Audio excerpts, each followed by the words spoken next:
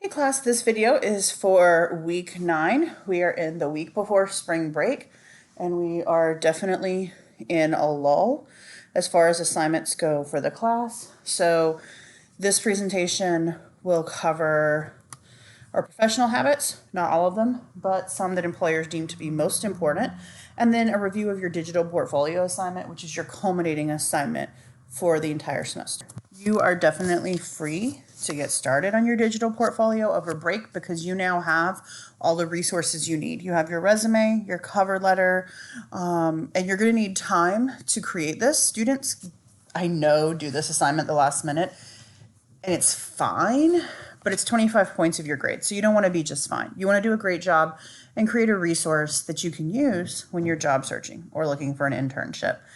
And you're also going to be required to find references and have those written out. So it will take time. And I wanted to get you this just in case you wanted to work on it over the break. So some professional habits as polled from LinkedIn employers. So anyone that is an employer that's on LinkedIn could participate in the survey. And for the far right, in 2019, the top 5 soft skills or transferable skills that employers were seeking were creativity, persuasion, collaboration, adaptability, and emotional intelligence. So these are important because if you're creative and you're adaptable, it means that you are an excellent problem solver, that you're not going to hit a problem and come running down the hall to ask for help every time. Now, you'll see later that we say asking for help is a professional skill, but you shouldn't need to ask for help for every single decision that you need to make. You've got to be able to feel empowered and provide potential solutions to problems. Persuasion, obviously, if we're thinking about sales, that's a great skill. But in general, a lot of times in the professional world, you're having to fight for funding to do your project instead of someone else's. You have to be able to persuade a team or an audience to come to your side, to agree with you. Collaboration is teamwork. And if you can't work in a team in some fashion, you really need to evaluate the career you're going into, because there are some jobs that allow you to almost work in a silo and work alone, and you need to be aware of those, because otherwise you're on a team, whether it's sitting in a pod together, working actively together every day, or more like a team like mine where we each have our own roles, but we need to keep each other apprised of what's happening, and need to be able to trust each other to do each of our tasks, because if we're not on time, someone else isn't on time. And being able to work well together, even if you don't get along personally, super important. Managers do not want to deal with petty infighting. And then emotional intelligence, being able to read other people and pick up their cues so you know how to best meet their needs. And then I thought it would be really interesting to look at another set of top 10 skills, set of soft skills in general. You will see overlap from the infographic on the left and the right in 2015 and then in 2020, so presently. You'll see that not all, but a good majority of the skills are on both lists, but the order of those skills are different.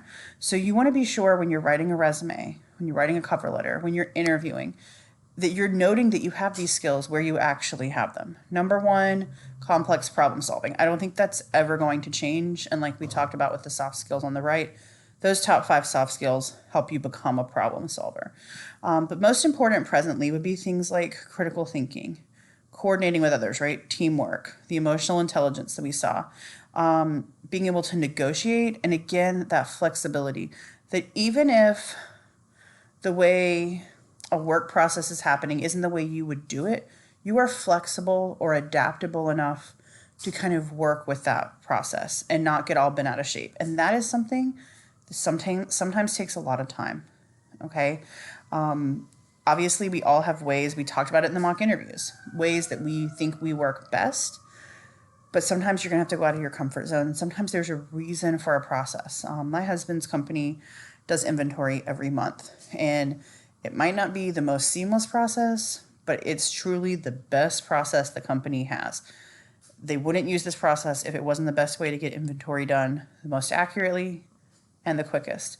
But inevitably, they have one teammate who worked there for about a year and a half before he moved on. Every time inventory came around, he complained about the process and he thought it was inefficient and he had a better way. And he just wasn't what they would say cognitively flexible to kind of open his mind to other ideas and be receptive. Okay. And so these were just ideas I really wanted you to see, that generally the skills you need, whether it's your top 5 soft skills or LinkedIn just called them skills, they're going to be the same. They may rotate places, but overall, they're the same idea. You need to be an analytic problem solver, a critical thinker. You need to be able to work with other people and work with them well and have that smile on your face day in and day out.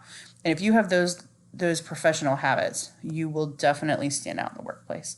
So I also made an infographic, which I put in our materials so you can make it bigger. But professional presence and behavior is integral to your success as a professional. And if you do some of these, of course, as well as others, but if you integrate these into your daily work habits, you will be able to advance. You will stand out in your boss's eyes. So number 1, y'all should know this, is to be on time. I know some of us have a harder time with time, but research has shown how people feel when someone's late to their meeting or to their event, and people get the feeling that you think you are more important when you're always late. Late once in a while because of terrible traffic. You're driving into Raleigh from Clayton.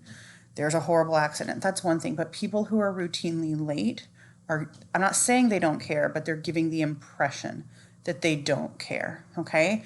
Definitely, if you're going to be out, you need to notify the appropriate parties. You can't do a no-show, no-call. That'll get you fired. But be on time. If you're an employee who's always 10 minutes late, get up 10 minutes earlier. Make it happen. I used to work with someone who was late and she said, well, I just had to move the laundry. You didn't have to move the laundry. You could have moved it later today or the night before. If you're going to be late, definitely don't roll up with a coffee, okay? Be on time. And if you ever think you're going to be late, it should be very rare. I think I'm usually late about once every 6 months. So be on time. Next, you need to be able to accept criticism, okay? I wouldn't even think of negative things in the workplace as criticism as much as feedback. It's your boss's job to give you constructive feedback to help you grow. So every year, sometimes twice a year at a job, and especially when you first start, you're going to have reviews, okay? And that's where they give you feedback, and that's meant to help you grow. So if the feedback says, I'm noticing a lot of silly errors, process that feedback. You don't have to like it, but you can take it, you can say thank you, and figure out how you're going to resolve it, and then make the change. Dress better. Dress better than the people around you in your workplace. Some of y'all are going to work in more casual environments. I get it because I do too. But if you could just level your dress up just to be a notch above everyone around you, you will stand out. Make sure that your clothes are tidy, that they're clean. I'm notorious for bleach stains on my clothes from cleaning the counter, so I got to always do a check for that. Make sure there's no holes. Dressing better doesn't mean you have to have a ton of money, okay? Really, really good staples at really low prices. If you take care of your clothes, you'll look really good at work, and looking good will make you stand out. Avoid gossip. So a really easy way to feel like you fit in a new workplace is to partake in gossip and listen and eventually add to it.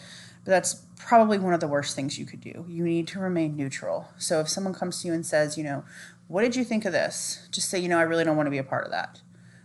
This person's my boss or that person's my coworker. I don't want to get tangled up in this. I'm sorry you feel that way.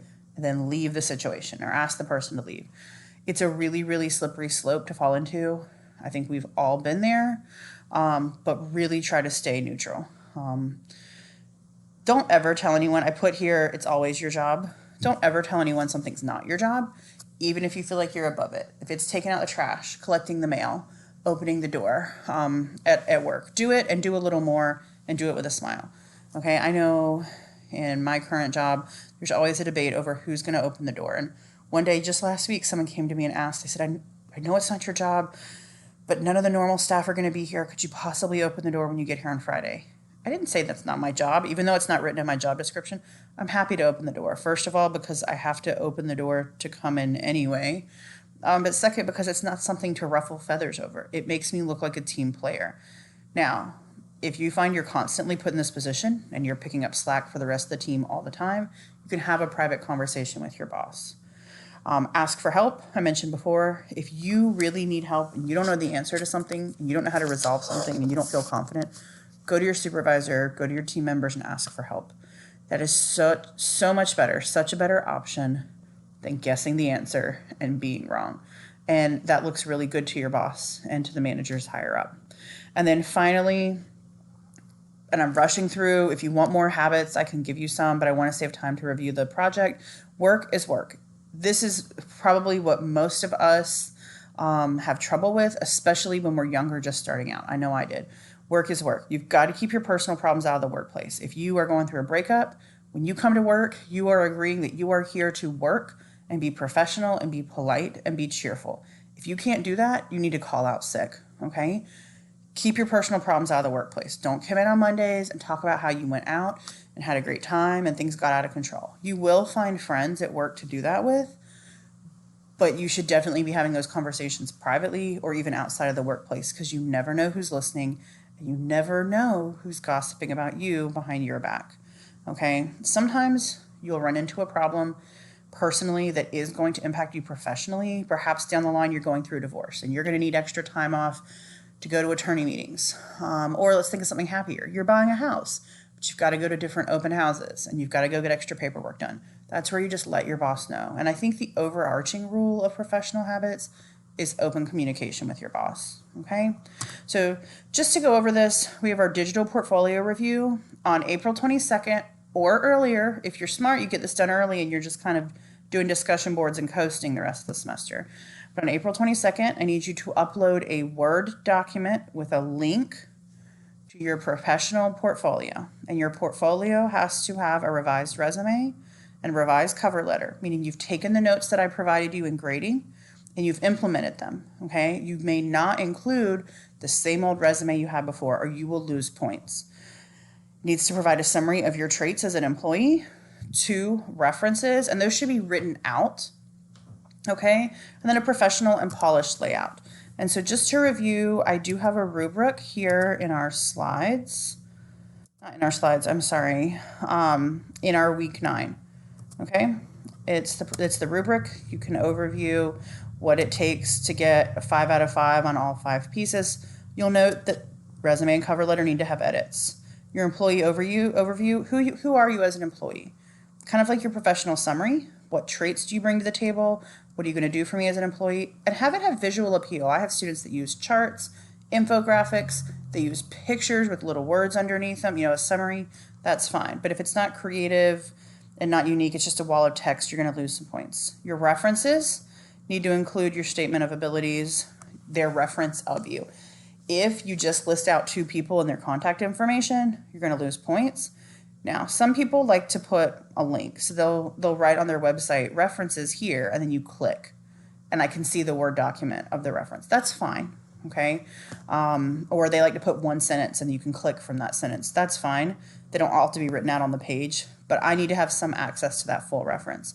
And then the appearance should be polished and professional. And I've got your whole rubric here, and then if we go back here, for some reason, it's not pulling up my examples, so I will send you all links with 2 examples, but they're examples from last semester with really, really good professional-looking layout, okay? And you'll see that this doesn't have to be complicated, but it does take time. Students struggled with finding the appropriate free resource. Some were able to use Wix for free, some weren't. Some used Google Pages, so you need to play with that to see what works best for you. Some struggled with inputting the documents and having the layout stay correct. So it does take time if you want to get a full 25 out of 25. And like I said, I'll email you 2 examples this week because I'm going to email you the weekly review as well. So have a great week. Keep in mind these professional habits and let me know if you have any questions, and enjoy your spring break coming up.